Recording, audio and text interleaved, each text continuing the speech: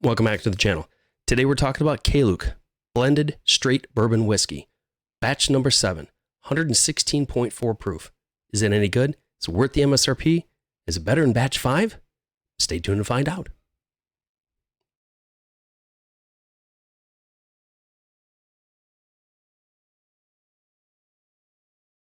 Welcome back. Like I said before, we were talking about K-Luke, batch number 7, straight blended bourbon whiskey. 116.4 proof. I paid on Sealbox, I paid $110 plus shipping, so roughly with tax, roughly about $130. I had batch 5 and reviewed it, and honestly, I wasn't really a fan. I know there's a couple channels out there call it a stag killer, and I was like, no, it's more like a stag wannabe, like a stag light, as I joked. We know the mash bill in this is a blend of high rye and low rye mash bills. There's no age statement, but it has to be aged at least 4 years by TTB regulations. Now, as I said on a video previously, the rumor had it that this one was supposed to be blended anywhere up to 10 years.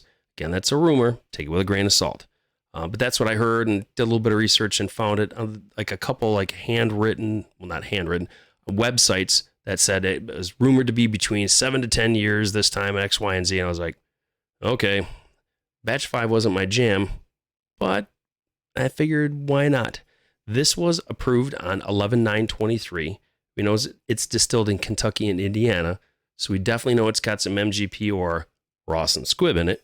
And the back says real quick, after tasting thousands of barrels, Jonathan and wife Jennifer decided it was time to create their own brand, K-Luke, sharing their love of whiskey and family with you.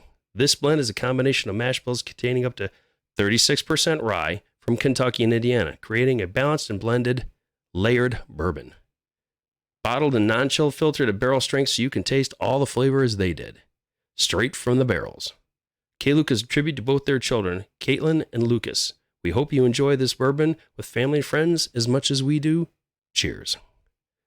All right, got a little bit in the bottle, got a little bit of history like I always say. What's the juice like inside? Been sitting out for about 20 minutes. Let's get into our first nose and cross our fingers and hope $110 isn't a waste this time. Oh, man. Right off the rip, you can smell honey and dates. Like if you'd had a date and you drizzled honey on it. That's what that smells like. That smells really good. This one is coating the glass and is coming down and I'd say medium size, just drippies. It looks good. Light amber in color, so that makes me a little worried about the age, but on the second nose, you get dried cranberries, raisins, but a golden raisin, not a regular dark raisin. And toffee and honey dripped apples. It just smells, the smell is way better than 5, in my opinion. Got into the nose. Let's get into that first taste.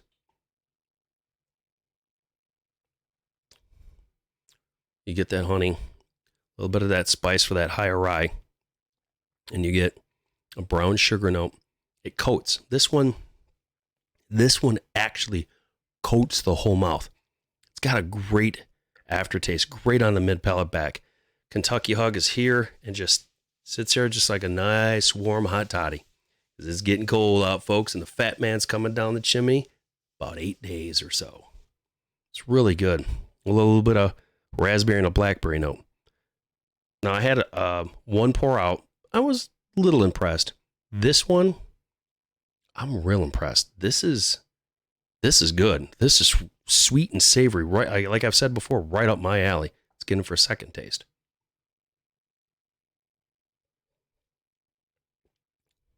Ooh, caramel, touch of oak on the back end.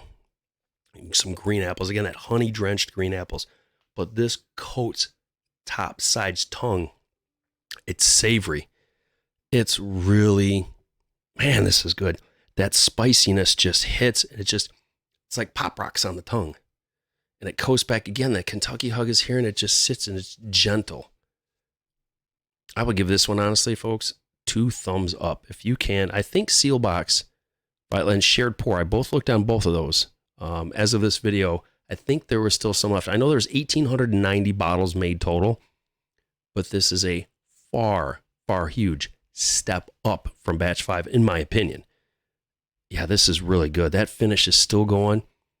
That heat, the spiciness, that honey drenched. When I did that honey video where I had all those different, 4 different ones, and the Bourbon Judge's Starlight pick, that thick, rich, dark, dense honey note, that's screaming this right here. This is so up my alley.